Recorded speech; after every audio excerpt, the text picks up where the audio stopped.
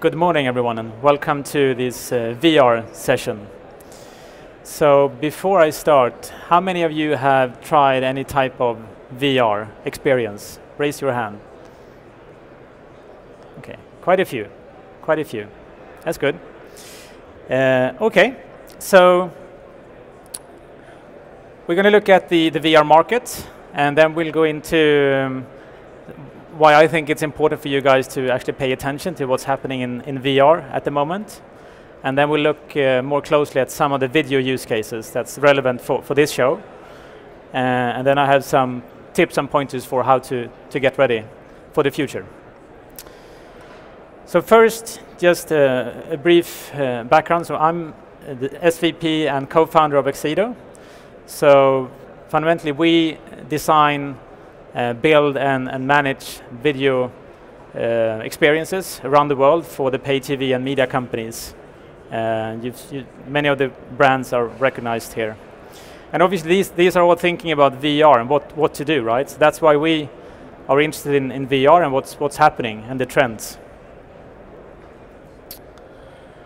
Okay, so let's look into the market as such. So the classic way to look at this would be to show you lots of numbers, right? So this is a classic view where all these numbers are pretty impressive, right? You have the Goldman Sachs report says that even in a base case scenario, this is quite a big industry.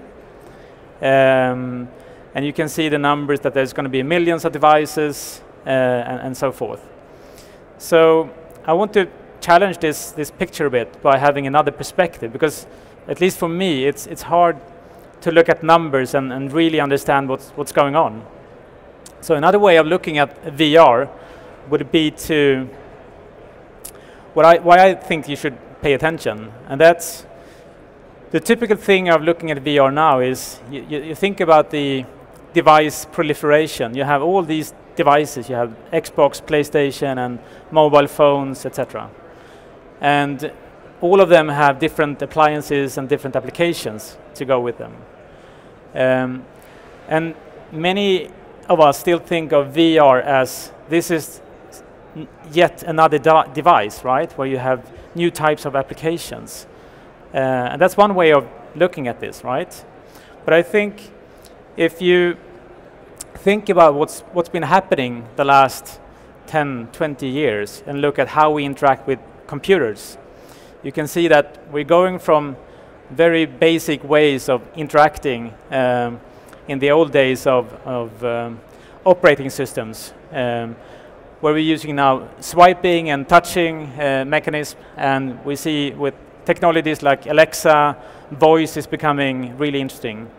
And we also see with VR, you have haptic feedback and really room scale experiences. And this is a completely different way of interacting with any type of application.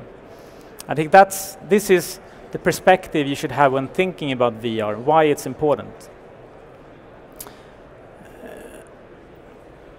So fundamentally, it will change the way we interact with anything. And it's not about video apps only, right? Because if you think about this, it's a new paradigm, how you interact with anything. So gaming is, of course, a big application. Video entertainment is maybe our primary interest, those of us who are at NAB.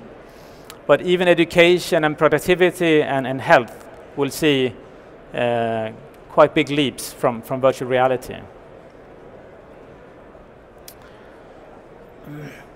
And I think when you look at virtual reality from that perspective, it's easier to read quotes like this from Frost & Sullivan, for example, where they are very bullish and claim that virtual reality will fundamentally replace television. This quote is a bit too bullish for my taste. I think it will take more time, but I think not until you see virtual reality from that perspective you can really understand a quote like this, because it will truly fundamentally change how we interact with any type of application as a layer on top.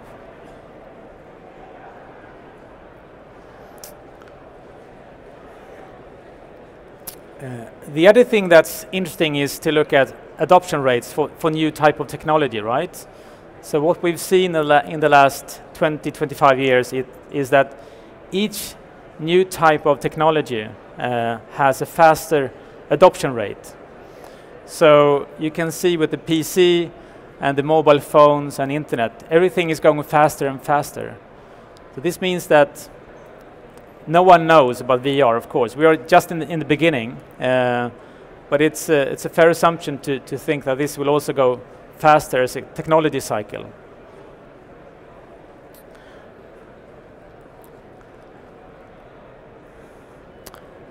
This is one of my favorite, I guess you all know about the Mary Meeker Internet Report. This is a good analysis from that report, where they fundamentally describe how new technology not only give you access to that specific technology, each new type of technology will sort of grow into,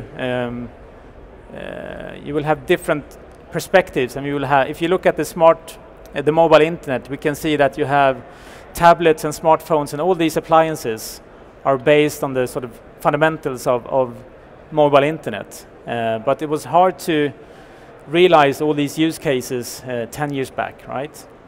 So each new technology cycle gives us more appliances and more use cases. And I think we're just in the beginning of virtual reality to even try to comprehend what we can do and what we can achieve.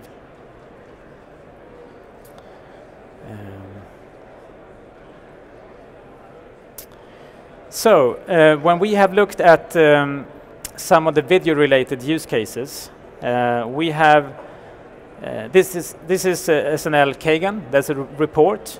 They asked a bunch of American consumers what they were into in terms of VR, and as you can see that quite a few of the use cases are video-centric. You have movies, you have TV, you have YouTube, and sports, which is typically live and is a good use case for virtual reality. So there is a strong interest in a video-centric use case on virtual reality. But if we dig one step further into this, and we have made an effort into categorizing the different virtual reality use cases in different types of experiences. So we came up with these 5. One is the virtual setting, where you basically can watch a classic type of 2D movie in a different context. Maybe you might be in Hawaii on a beach watching a movie, for example. That's one typical use case. I will showcase a few examples in a bit. And then we've seen there are a few media companies that's doing a good thing when they are trying to extend sort of the content proposition by extending the value. So we've seen HBO with Game of Thrones have done applications that will sort of fundamentally prolong the season of a show by putting consumers into the Game of Thrones context after the season is over.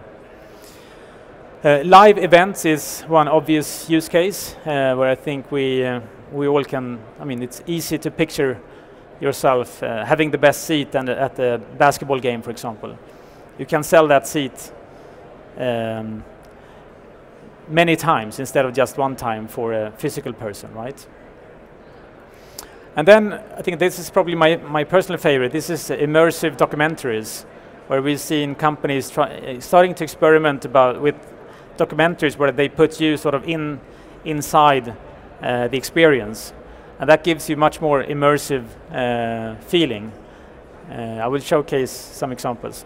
And then, of course, the holy grail is to have content which is scripted for VR, but that's typically hard to do initially, right? Because you need to have a big market to justify the expense, right? But that would mean that you would actually do a specific VR movie with scripted content. So if we look at the virtual setting, we can see quite a few use cases. So you have, I'm not sure if you've tried YouTube, have a player where you can more or less feel like you're inside a movie theater, right? Hulu has an interesting example where they you can be inside sort of a expensive LA mansion to watch a movie, and you can even connect with your friends through avatars, and you can have social interactions while you're watching the movie. And Netflix has a similar experience like YouTube, where you pretty much can be inside another house or a movie theater to watch the classic 2D content, right?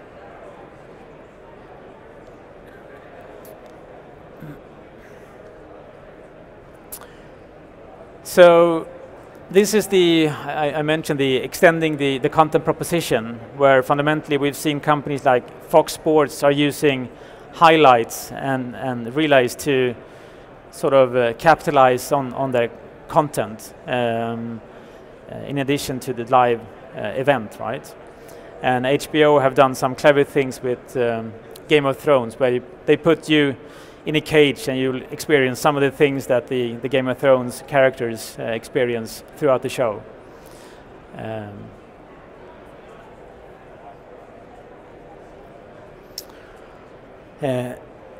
As I said, this is probably the most obvious use case where all of us can see the use case. Basketball, or even at the Trump inauguration, they had a VR camera, so you could be really close to the inauguration and watch that live, right? You even have music and opera houses that's testing out this new technology to be able to sell tickets outside of the theater, right?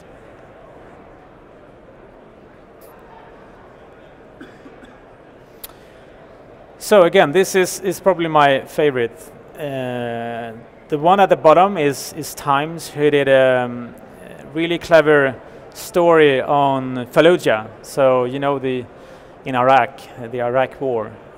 So this is pretty interesting, where you fundamentally are like a war correspondent. So you will actually see and hear the things they hear on the ground, right? So it's a truly immersive experience. And I'm quite certain that watching this documentary in a classic 2D only versus this VR experience, that's quite a difference. And we know that the more senses you involve, the more you learn and can feel, right? So I think this is a fantastic opportunity for all kinds of documentaries to be made, right? I've even seen other documentaries about bullying, where you can experience how it is to be bullied, and it's quite a harsh experience, and it's very interesting. And we've also seen BBC Earth are doing lots of interesting stuff with animals, where they combine cameras on top of the animals with CGI graphics. So it's quite an interesting experience.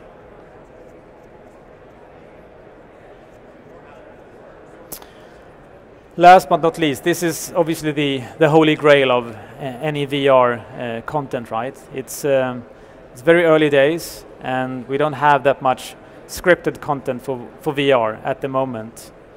But in this case, the whole production is thought through from day one, from a VR perspective. So the script, the movie, everything is made, purposely made, custom made for a VR experience. So this is, we will obviously see more of this, but this is limited amount of content that's available today with this.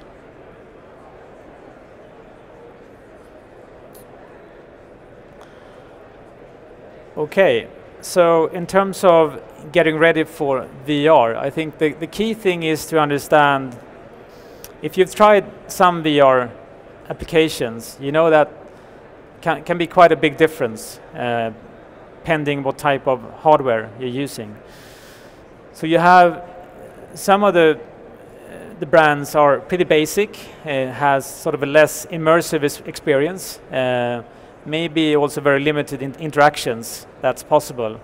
And you have the high-end devices that are very impressive and offer you lots of interaction opportunities. So I think you need to think through what type of company you are, what type of content you might have. Do you need to test on the sort of premium headsets? Can you go low end? What's the objective with your VR investment? If it's to test out a prototype or see where this is heading, maybe the more expensive ones are the right choice. But if you're looking for mass market, then obviously the low-end devices are the ones you should go after, because that's where the mass market will be.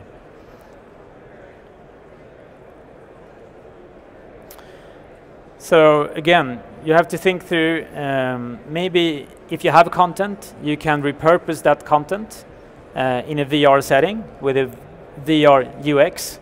That's one way to capitalize on the content you already have. Or you can enhance it using 360 cameras and so forth. I think quite a few of you probably will go about and create sort of scripted VR content, because we're not really there yet. But hopefully companies like Facebook and others who are getting engaged in the VR industry will help with the content side, because this is a chicken and egg problem as always. And if you have 5 minutes, we have a booth, 1 minute over there, where we showcase a sport experience using a classic video, but we have added sort of a VR UX on top of it to showcase that you can actually capitalize on the content you have today. You don't need to invest in new content. I think this is an eye-opener for many of the people we are showing this for. So if you have a few minutes, please come to our booth and check it out. It's a cool demo using the NBA League. Thank you.